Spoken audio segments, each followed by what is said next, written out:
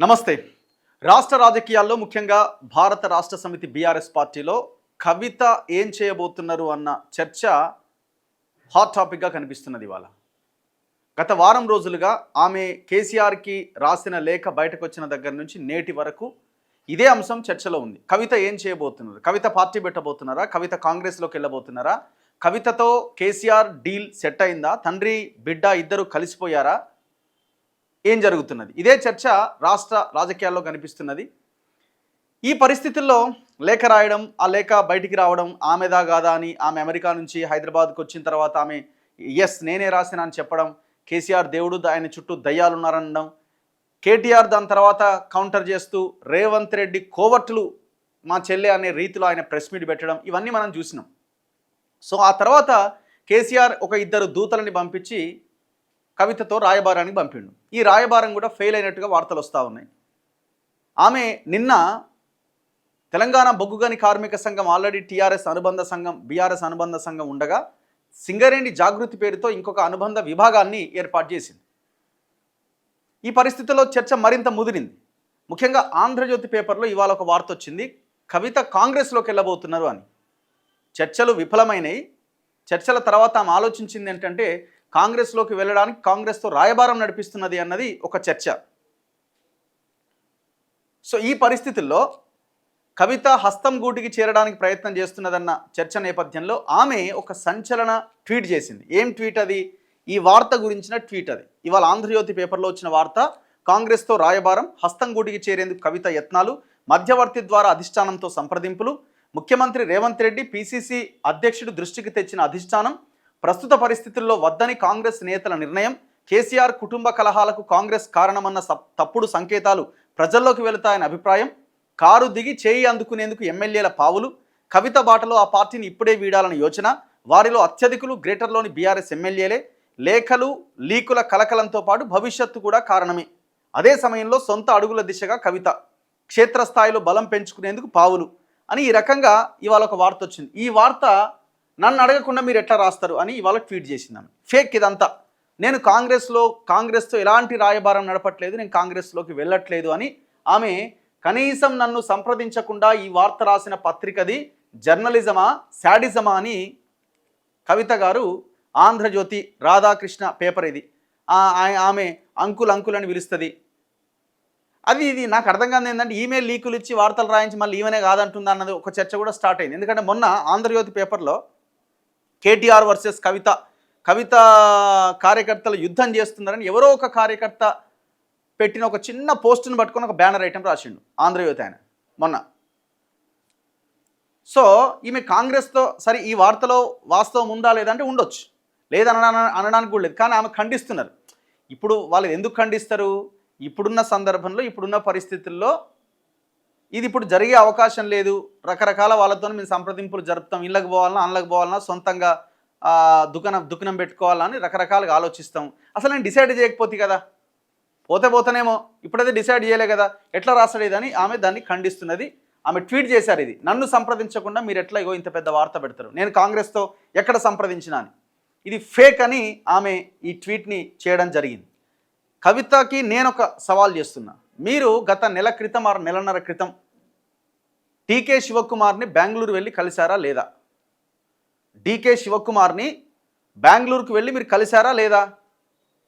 మీ దగ్గర ఉన్న సన్నిహితులు మాకు ఇచ్చిన ఇన్ఫర్మేషన్ 100% కవిత డీకే శివకుమార్ని కలిశారని.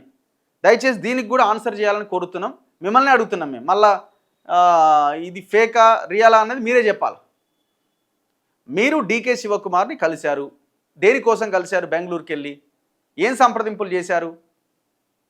కేసీఆర్ అన్న కూతురు రమ్యారావు గారు చాలా క్లియర్గా మొన్న ఇంటర్వ్యూలో చెప్పారు, ఆమె మల్లికార్జున ఖర్గేకి ఫోన్ చేసిందని. ఫ్యామిలీలో తెలుస్తుంది కదా, చిన్న కమ్యూనిటీ మొత్తం తెలిసిపోతుంటుంది. ఆమె చెప్పడం జరిగింది. చాలా చర్చ జరిగింది, మల్లికార్జున ఖర్గేతో ఆమె టచ్లో ఉన్నారని. సరే ఎట్లాగో బీజేపీలోకి అయితే వెళ్ళే అవకాశం లేదు, ఎందుకంటే లిక్కర్ స్కామ్లో వాళ్ళే మిమ్మల్ని అరెస్ట్ చేశారన్న ఇది ఉన్న నేపథ్యంలో మీరు వెళ్ళే అవకాశం లేదని మీ లెటర్లోనే కనబడుతున్నది. ఇక మిగిలింది కాంగ్రెస్తో కూడా నేను పోవట్లేదనే రీతిలో ఆమె ఇది ఫేక్ అని చెప్తున్నది. అసలు కాంగ్రెస్ వాళ్ళు రాణిస్తున్నారు, రాణించే అవకాశం ఉందా అంటే అది కూడా కష్టమే. ఎందుకంటే అదొక పెద్ద మహాసముద్రం, అందులో మస్తు నాయకులు ఉన్నారు, ఈమె అవసరం లేనే లేదు, ఈమె ఒకవేళ తీసుకున్నారు అని అంటే ఆ పార్టీని ఇబ్బంది పెట్టడానికి తీసుకోవాల్సింది, అంతకుమించి ఈమె దగ్గర ఇది లేదు, ఈమె పోయి ఆడ పార్టీని లేపేది ఏం లేదు, ఇంకా ఆ పార్టీ ఉన్నది ఖతం అయిపోతుంది. సో ఈ పరిస్థితుల్లో మరి ఈ రాయబారం జరిపింది నిజమే కానీ రాయబారం సక్సెస్ కాకపోవడంతో ఫేక్ అని చెప్తున్నారా? ఒకవేళ అది సక్సెస్ అయ్యి ఉంటే ఈ ఈ వార్తకి స్పందించాల్సిన అవసరం లేదని వదిలేసేవాళ్ళ? దీనికి కూడా క్లారిటీ కావాలి. ఏదేమైనా ఇవి గతంలో ప్రయత్నాలు జరిపిరన్న మాట వాస్తవం. అంటే కాంగ్రెస్లోకి వెళ్ళడానికి ప్రయత్నాలు జరిపిరా అనేది మనం చెప్పలేము. కాకపోతే కాంగ్రెస్ వాళ్ళతో టచ్లో ఉన్నది, మల్లికార్జున ఖర్గేతో టచ్లోకి వెళ్ళింది, డీకే శివకుమార్ని కలిసింది. ఇక ఏకంగా మిగతా వాళ్ళంతా రేవంత్ రెడ్డితో ఆమెకి కొంత టచ్లో ఉంటుందన్న ఒక ఎలిగేషన్స్ సొంత కుటుంబం వాళ్ళే చెప్తున్నారు. సో ఇట్లా రాజకీయ నాయకులు అన్న తర్వాత అందరితో మాట్లాడుతుంటారు, అందరితో సంప్రదింపు ఉంటాయి కానీ కొంచెం. సో ఈ సిచ్యువేషన్లో ఈమె పెట్టిన ట్వీట్ నేను కాంగ్రెస్లోకి కూడా వెళ్ళట్లేదు అనే ఒక ఇది చేయడానికి ప్రయత్నం చేస్తున్నట్టు కనబడుతున్నది. సో మరి ఏం చేయబోతున్నారు? నిన్న సింగరేణి జాగృతి ఏర్పాటు చేశారు, వరుస మీటింగ్స్ జరుగుతున్నాయి. అసలు ఆ ఇంట్లో లోపలనైతే విరామం లేదట, ఛాయలు పెడతాందుకు టిఫిన్లు చేసేందుకు విరామం లేదట. జనం ఒకటే జనం అంటే వాళ్ళే ఆమె పిలిచిన వాళ్ళంతా. చర్చ ఏంటంటే కొత్త పార్టీ పెట్టబోతున్నామని లీకులు కార్యకర్తలకు ఇచ్చే ప్రయత్నం చేస్తున్నారు. మనల్ని పట్టించుకుంటలేరు, ఇన్ని సంవత్సరాలు మనం పదవుల కోసం వెయిట్ చేస్తే ఇంతవరకు మనకు ఒక పదవి చక్కగా రాలే, ఏమన్నట్టుగా ఎంపీ సీట్ ఇచ్చిరు, తర్వాత అది బొంగని ఎమ్మెల్సీ ఇచ్చిరు తప్ప ఇంతవరకు ఆ పార్టీలో నాకు అసలు కనీస గౌరవం లేదు, నాకు వచ్చే అవకాశం ఉన్నదని కూడా నాకు అనిపిస్తలేదు. సో కాబట్టి నేను బయటికి వెళ్ళడం తప్ప నాకు ఒక అవకాశం లేదు, నాకు అందరూ సహకరించాలి అని పదే అందరికీ చెప్పే ప్రయత్నం చేస్తున్నది. ఇంకా జాగృతిని కొంత బలోపేతం చేయాలి, దానికి ఇంకా కోఆర్డినేషన్ కమిటీలు పెంచాలి అని ఆమె ప్రయత్నం చేస్తున్నట్టు కనబడుతున్నది. మరి బీజేపీకి వెళ్ళదు, కాంగ్రెస్కి వెళ్ళదు, మరి ఎక్కడ? ఇప్పుడు ఆమె అంటుంది ఫేక్ అని, బీజేపీకి వెళ్ళే అవకాశం లేదు, కాంగ్రెస్ అంటే ఫేక్ అంటుంది, మరి ఎక్కడ? కొత్త పార్టీ దుకుణం స్టార్ట్ చేయబోతున్నది అన్నది మనకు అర్థమవుతున్నది. ఆ దుకుణం స్టార్ట్ చేయడానికి ముందు మళ్ళీ ఏమైనా కేసీఆర్ సంప్రదింపులు జరిపి వర్కింగ్ ప్రెసిడెంట్ ఇస్తాం, ఆస్తిలో వాటా ఇస్తామంటే ఇది కూడా ఆడెత్తేసి జనాలు మీరు పిచ్చోళ్ళరా నాయన, మేము మస్తుగా మాట్లాడతాం, మేము రాజకీయ నాయకులం, మేము మస్తుగా మాట్లాడతాం ఎక్కడని చెప్పినా పార్టీ అని అది కూడా ఎత్తేసి మళ్ళీ అదే బీఆర్ఎస్లో ఆమె ఇదిలో ఆమె ఆ పార్టీలో ముందుకెళ్ళే అవకాశం కూడా లేకపోలేదు. ఏదైనా జరగవచ్చు, ఏదైనా జరగడానికి అవకాశం ఉన్నది. సో ఇది కవిత చేసిన ఈ ట్వీట్ మొత్తానికి చూడాలి. ఈ జూన్ 2వ తేదీన ఆ తర్వాత లేదు ముందే ఏమైనా నిర్ణయం ప్రకటించబోతున్నారా అన్నది చూడాల్సిన అవసరం ఉన్నది. ఒకసారి ఈ ఆమె పెట్టిన ట్వీట్ కింద ఉన్న కామెంట్స్ ఒకసారి చదువుదాం. కేసీఆర్ కనెక్ట్స్ బ్రోకరిజం అట, జర్నలిజం కాదు బ్రోకరిజం అంటున్నారు ఆయన.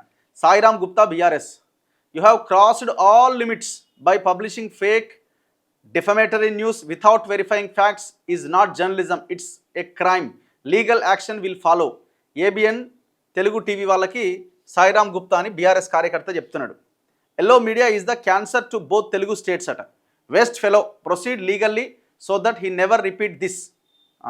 ఇలాంతా ఏముంటుంది వాళ్ళ కార్యకర్తలు, అదో చెత్త పేపర్ అక్క, మీకు తెలియంది ఏముంది, ఎప్పుడు వానికి మీ కుటుంబం పైన ఏడుపే, బ్రోకరిజం తెలిసినవే కదా అక్క, చంద్రజ్యోతి ఫేకుడు స్టోరీలు, రాధాకృష్ణ సమాధానం చెప్పాలి, brokerism, yellow mafia, madam please confirm in press meeting.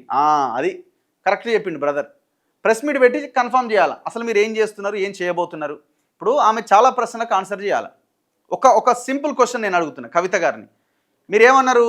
నేను లెటర్ రాసింది నిజమే అన్నారు, వెరీ గుడ్, చాలా స్ట్రాంగ్ లెటర్ రాసిరు, వెరీ గుడ్, బాగుంది. మరి ఆ లెటర్ ఎవరికి ఇచ్చిర్రు అన్నది చెప్పలే. ఆ లెటరు డైరెక్ట్గా వెళ్ళి కేసీఆర్కి ఇచ్చిర్రా, లేదు రిజిస్టర్ పోస్ట్ ఏమైనా చేసిర్రా, కొరియర్ ద్వారా ఏమైనా పంపించిర్రా, వేరే ఒక పర్సన్కి ఇచ్చి పంపించిర్రా, లేకపోతే ఫామ్ హౌస్లోకి ఎంటర్ అయిన తర్వాత అక్కడున్న మనిషికి ఇగో నాయనకి అని చెప్పి ఇచ్చిర్రా? ఆ క్లారిటీ ఇవ్వాలి. ఎందుకంటే నా పేపర్ లీక్ చేసిరా అని అంటున్నారు కదా మీరు, ఎవరో దొంగలు దయ్యాలు నా పేపర్ని లీక్ చేసిరా అని అంటున్నారు. ఆ దయ్యం ఎవరు, ఆ దొంగ ఎవరు లీక్ చేసింది, అది తెలియాలంటే ఫస్ట్ మీరు ఆ లెటర్ని ఎవరికి ఇచ్చారనేది పాయింట్. డైరెక్ట్గా తీసుకెళ్ళి కేసీఆర్ చేతిలో పెట్టారా, లేదు కేసీఆర్కి చేరకుండానే మధ్యలో ఎవరైనా లీక్ చేశారా, లేదు అసలు ఏమీ లేకుండానే నీకు నువ్వే రాసేసుకొని నీకు కావాల్సిన వాళ్ళకి రిలీజ్ చేసేసినవా? ఈ క్లారిటీ వస్తే లెటర్ ఎవరు లీక్ చేశారో తెలిసిపోతుంది. మరి అది ఎందుకు చెప్పట్లే? ఇప్పుడు ఆయనది ఫేకు, ఈయనది ఫేకు, ఈయనది ఫేక్, నేను చెప్పింది ఫేకా? డీకే శివకుమార్ని మీరు కలిశారా లేదా? దానికి సమాధానం చెప్పండి. డీకే శివకుమార్ని మీరు కలిశారా లేదా? నెలన్నర పర్టికులర్ ఆ డేట్స్లో, నాకు డేట్ ఐడియా లేదు. మీ వాళ్ళు చెప్పిందే ఈ ముచ్చట.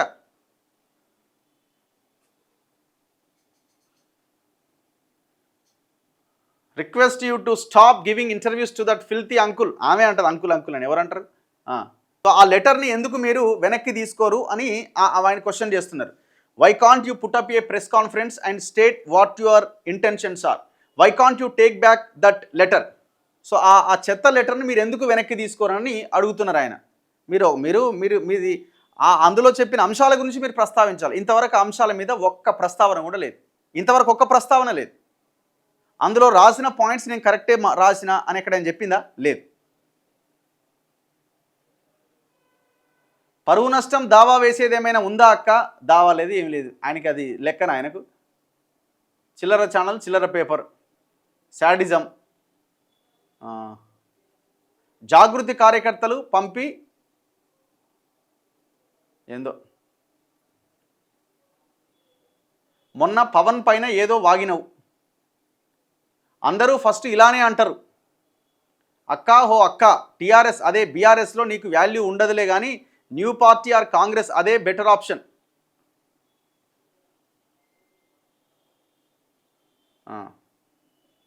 చట్టపరంగా చర్యలు తీసుకోవాలి.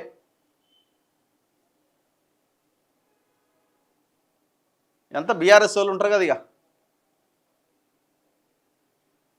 అది నిజం కాకపోతే ఏబిఎన్ ఛానల్ పైన కోర్టులో పరువు నష్టం కేసులు వేయొచ్చు కదా.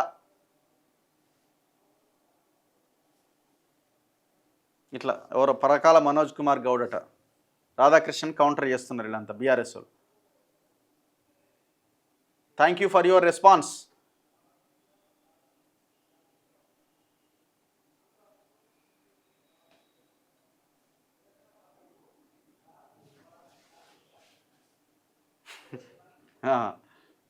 ఆంధ్రజ్యోతిలో వచ్చిన ఈ కథనం పూర్తిగా అబద్ధం, అసత్యం అట.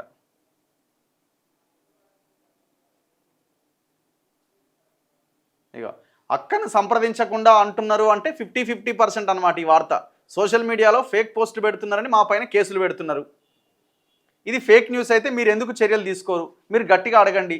వాళ్ళంతా దోస్తులండి. ఇప్పుడు రాధాకృష్ణ ఆమె అంకుల్ అంటది, ఆ రాధాకృష్ణ ఆయన ఇద్దరు, వాళ్ళ నాయన ఇద్దరు అంత దోస్తులేనా. వీళ్ళు జనాల సామాన్యుడి మీద కేసులు పెడతారు. వీళ్ళు అట్లాంటి వాళ్ళ మీద కాదు. మళ్ళీ రేపు పొద్దుగాల వీళ్ళు మళ్ళీ సాయంత్రం కలుసుకునే ఉంటారు. వీళ్ళు జనాలను పిచ్చోళ్ళని చేస్తారు. ఇగో ఇంటర్వ్యూకి వెళ్ళి అంకుల్ అంకుల్ అని ఆన్సర్స్ ఇవ్వండి. ఎవరో రెడ్డి గారు పెట్టిరు. వీళ్ళందరూ ఉన్నారు. ఇంకా లీగల్ నోటీసులు పంపించండి. మీ అంకులే కదా, అడగండి.